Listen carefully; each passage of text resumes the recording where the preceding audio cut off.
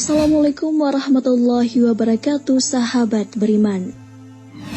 Cerita-cerita mengenai Putri Duyung mungkin sudah pernah kamu dengar sejak kecil. Diceritakan oleh para orang tua kita bahwa Putri Duyung adalah wanita yang memiliki bentuk tubuh setengah manusia dan setengahnya lagi ikan. Namun belum diketahui dengan pasti apakah Putri Duyung itu benar memang ada atau hanya dongeng semata. Berbagai video dan penampakan Putri Duyung pun telah tersebar di internet. Sebut saja salah satunya penampakan Putri Duyung di Israel yang menggeliat lalu menyelam ke air. Lalu bagaimana pandangan Islam terhadap Putri Duyung ini? Berikut kita akan membahas pandangan Islam tentang Putri Duyung menurut kitab-kitab para ulama. Namun sebelum membahas hal tersebut, Islam populer akan mengajak sahabat beriman mengetahui cerita mengenai Putri Duyung dari berbagai negara. Tapi sebelum lanjut, jangan lupa klik subscribe, like, dan lonceng notifikasi kalian untuk mendukung channel ini agar terus menyiarkan syiar Islam.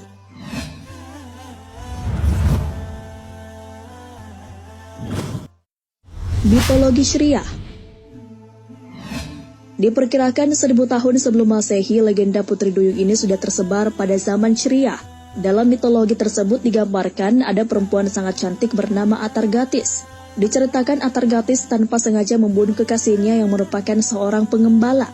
Karena malu terhadap kesalahannya, Agratis lalu menceburkan dirinya ke dalam sungai suci, lalu ingin mengubah dirinya menjadi ikan.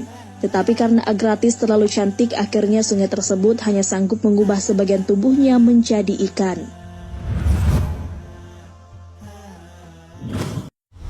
Mitologi Babilonia.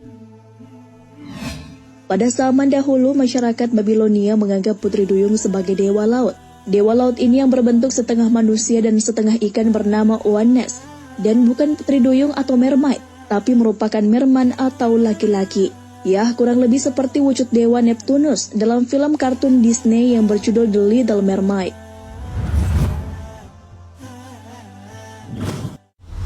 Mitologi Yunani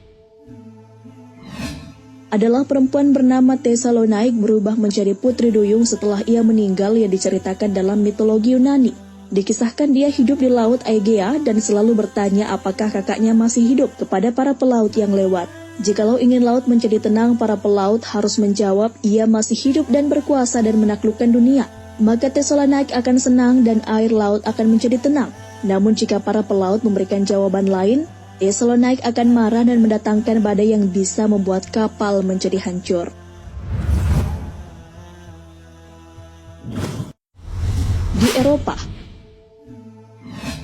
Di Eropa, legenda Putri Duyung dikenal melalui buku cerita dongeng berjudul The Little Mermaid.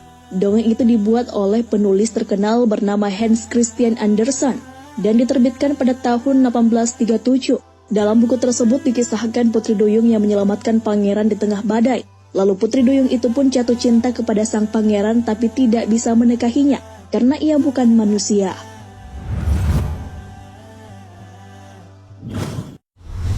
Di Tiongkok, sahabat beriman pernah mendengar kisah tentang air mata duyung yang bisa berubah menjadi mutiara.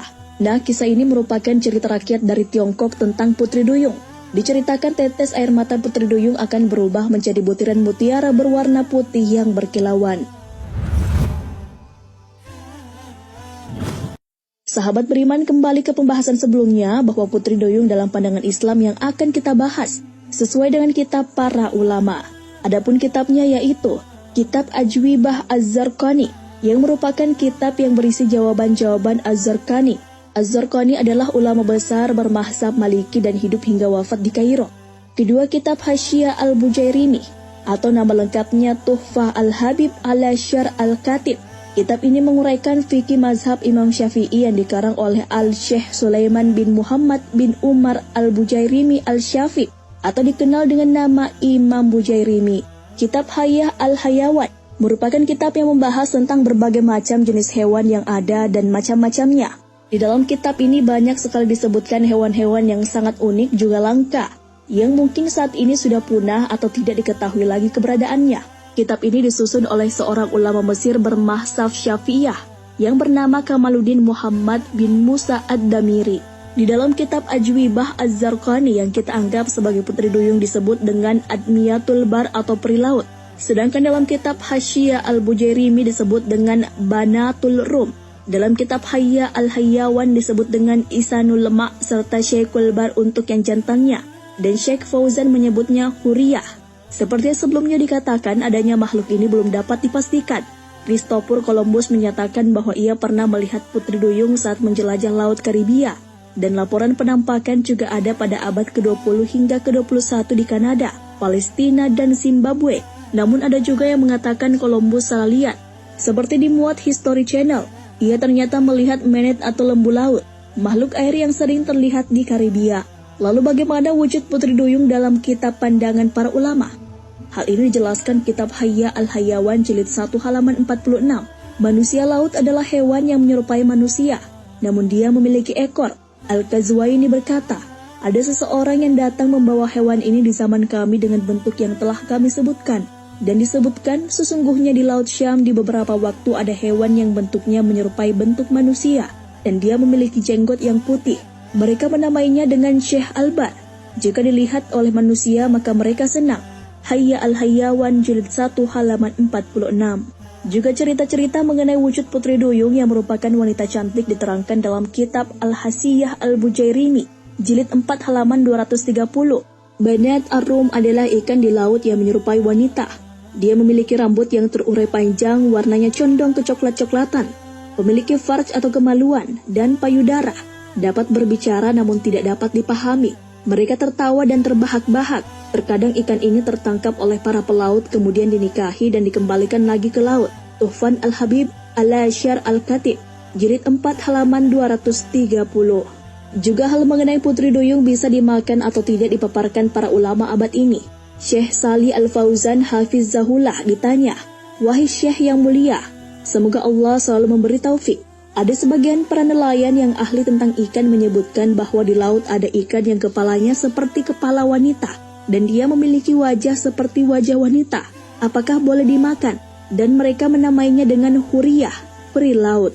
Beliau Hafizahullah menjawab, "Ada namanya manusia laut. Ada ikan yang memiliki bentuk seperti manusia yang mereka namai dengan manusia laut.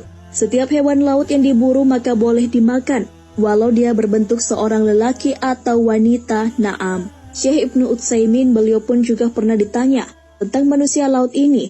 Lalu beliau mengatakan dengan berdalil dari hadis Nabi SAW mengenai laut. Dia suci airnya dan halal semua hewan-hewannya.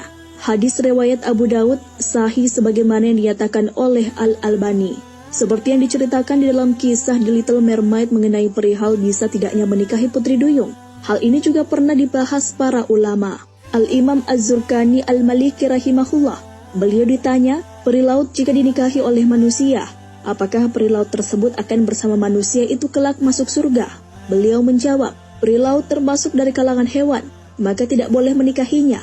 Dan jika disetubuhi maka pelakunya harus dihukum takdib atau takzir. Hukuman yang bukan had karena sebuah tindakan kemaksiatan dan kriminalitas. Dan peri laut pada hari kiamat akan menjadi debu seperti hewan-hewan lainnya.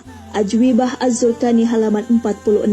Sahabat beriman, wallahu a'lam bisalam, mengenai keberadaan makhluk putri duyung belum bisa dipastikan. Di tahun 2012, National Ocean Service Amerika Serikat menyatakan bahwa bukti keberadaan putri duyung tidak pernah ditemukan. Juga hasil penelitian yang menghabiskan dana hingga 3,2 juta US dollar hanya membuahkan penemuan hewan laut langka yang secara fisik memiliki kemiripan dengan ciri fisik putri duyung, yaitu dugong, manet, dan siko.